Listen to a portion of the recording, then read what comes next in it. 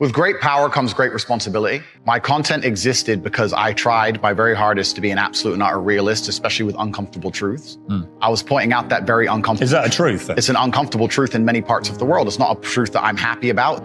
I don't want to be seen as a negative influence in the world. I know that there's a whole bunch of men. I get thousands of emails a week from men whose lives I've saved. I get thousands of emails a week from men who are on the verge of suicide and I've saved their lives. I believe in protecting and providing. I've been misunderstood. I don't want anybody to be offended by anything I say. I want to be a positive force in the world. I don't want anybody to hear what I say and make them feel bad about themselves. I want all people to live righteous and good, whether they're male or female. I think righteous is living true to your heart and knowing that you're doing good by people, not snaking anybody, not lying to anybody. I know I live a very righteous life. The government is not capable of helping the poor. And this is why it's so important as a person, you take personal responsibility and understand you're living in a world where the matrix can be cracked. You can make a bunch of money, but you need to take responsibility and do it. I refuse to accept that there are people out there who cannot become happy, contented individuals. I refuse to accept we live in a world where God has created people who, no matter how hard they work and how good their life becomes, can't be happy. I don't accept that. I accept that the universe is a very giving place and that God loves all of us. And if you try your best and you work hard, you can become a better person. I'm telling the younger generation that if they don't get up and work hard and make sure that they're important, that the world's not going to give a about them. 99% of my content was aimed at men, telling them the truth, saying that as a man, you're born with no inherent value. You have to become important. You have to go through some pain or go through some suffering to make people care about you. Otherwise, you're not going to matter. As a dude, if you walk into the party and you've put no effort into your life, nobody about you. And every man out here knows. And one of the great things about the masculine journey and masculinity is that we've all lived a semi-similar story. It's kind of cool. Like, we've all been the teenager, gets heartbroken. We've all been unimportant. We've all worked hard and then started to get some clout. And then we've all kind of lived the same kind of journey. So I say to everybody out there, yeah, if you don't follow that path and follow that journey and in one way or another get to the top, whether it's fighting, whether it's comedy, whether it's musician, whatever it is, if you're just going to stay somewhere near the bottom and then at the age of 44, email me saying I'm depressed, well, of course you're depressed. Loser. Yeah. But that was your choice because you have to build yourself as a man. And if you decide not to build yourself, then your life's going to suck. My main message is to resist the slave mind, to understand that every single thing you're being told has an agenda behind it or you wouldn't be told it otherwise, to examine every strongly held belief you have and try and identify where it comes from and why you have it. I sit and argue with people, I discuss things with people, and they so fervently believe a point. And I say, why do you believe that so much? Do you have personal experience? No, but I saw the news. The news told you X, and now you are desperate. You will sit here for hours arguing that point. A lot of people are completely empty vessels ready to be programmed. And I try and tell people, listen, to just stop for a second and understand that the things they're telling you to believe are not necessarily for your benefit. The people who make the rules don't make the rules for the benefit of everybody. They make the rules for the benefit of the people who make the rules of the game. So telling people to resist a slave mind and just be critical thinkers, keep their brain open, pay attention to things, be perspicacious, that's the general theme. And it doesn't matter whether you're left, right, liberal, man, woman, etc. It's just think for yourself. If you don't know what to talk about, then you don't understand money. So go learn how money works. Go learn how a bank works. Go sit on YouTube for free. You don't just pay 50 grand in 4 years at a university. Go sit on YouTube and understand money, banking, or the real estate market, any of it. Understand the last housing price crash, why it happened. Understand mortgage rates and how that's affected by interest rates. Understand it, and then go sit with someone else who understands it and talk about it. People should, even if they haven't got a penny in the world, should be going to these meetings about real estate, about investing, especially if it's cheap, they should go. Just meet other people who at least have money. Have conversations about money. Talk about it. How are you going to get what you don't talk about? I think we're here to struggle and to learn. I don't think we're here to be happy. That's why when we keep going back to the happy argument, I've always found that kind of frustrating and annoying. When someone goes, oh, but I want to be happy. Why? Why? Why do you want to sit there and laugh? Like you were happy your entire childhood. That's your happy days. You're allowed to be happy as a kid.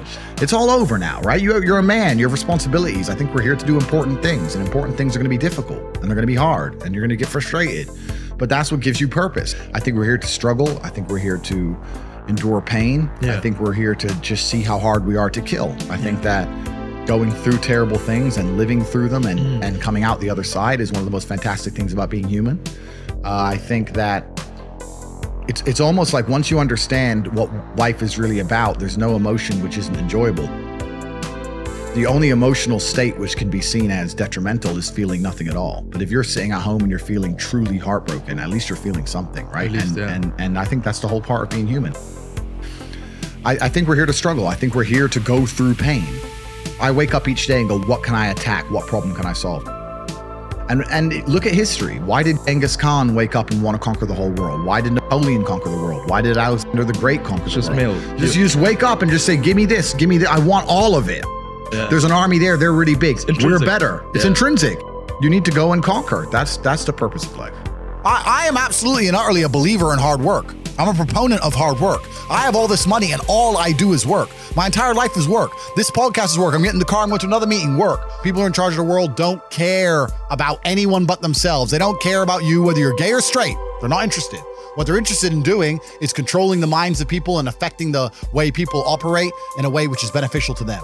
Even when I was going to school and they're sitting there going, you're not going to get a good job if you don't get good grades. I was the one sitting there going, you're a liar. Shut up. I just knew the teacher was lying. I knew school was bullshit. I knew college was bullshit. I knew university was a lie. I always knew it was a trick and a con. I didn't truly understand things to the level I understand them now. But I had an intrinsic understanding, and I think everybody does. If you're in a gas station and it's 3 a.m. and a Lambo pulls up and a guy gets out of it, you're thinking criminal, drug dealer, gangster. Yeah. You're not thinking, he has a uni degree. Because you're not going to think that. So when you see money, people don't even associate the money they see with university. But then they go, I want to make money, so I'm going to university. It doesn't make sense. It doesn't make sense at all. So I think everybody knows that the system and the path they lay out for you is not a path that's going to lead to where you want to be. And I didn't know what the other path was, but that intrinsic distrust for the system and that distrust for the things they wanted me to do made me search for other avenues. And then I found them, right? And if you speak to the people who are richest, if you speak to the people you know, this is for everyone at home as well, if you speak to the people you know who have the most money and go up to them and say, hey, what made you rich? None of them say school. Do any of them say school made me rich? I got an A in GCSE. Like, who gives a it's bullshit, right? So it's all indoctrination. So I knew it was indoctrination, and for that reason, I was always searching. And if you're searching, you're gonna find. Truthfully, if you want to learn a lesson about business, you're going to have to suffer at some point, right? So we always say that most people are not successful with their first companies, X, Y, Z, blah, blah, blah. I get that. The truth is there's a lot of people who make a lot of money with their first company, but they just spunk it, act an idiot, and it all blows up in their face. And that's how you get the discipline on your fourth company, that when you have $3 million in the bank, you just leave it there. You know, and don't be done with it. So you need to go through some pain. You need to experience some negative things. You need to have to a degree some trauma to really even learn any lessons. So yeah, business studies, you're right. The book, that's not going to teach you anything about business. You need to get out there on the streets. You need to make mistakes. You need to suffer. You need to have the tax man knocking at your door. You got to deal with all that stuff so that you make sure it doesn't happen again. I really think that humans are stupid enough to only learn the hard way. That's kind of how it works. My content existed because I tried my very hardest to be an absolute and utter realist, especially with uncomfortable truths. I was pointing out that very uncomfortable. Is that a truth? It's an uncomfortable truth in many parts of the world. It's not a truth that I'm happy about. I don't want to be seen as a negative influence in the world. I know that there's a whole bunch of men. I get thousands of emails a week from men whose lives I've saved. I get thousands of emails a week from men who are on the verge of suicide and I've saved their lives. I believe in protecting and providing. I've been misunderstood. I don't want anybody to be offended by anything I say. I want to be a positive force in the world. I don't want anybody to hear what I say and make them feel bad about themselves. I want all people to live righteous and good, whether they're male or female. I think righteous is living true to your heart and knowing that you're doing good by people, not snaking anybody, not lying to anybody. I know I live a very righteous life.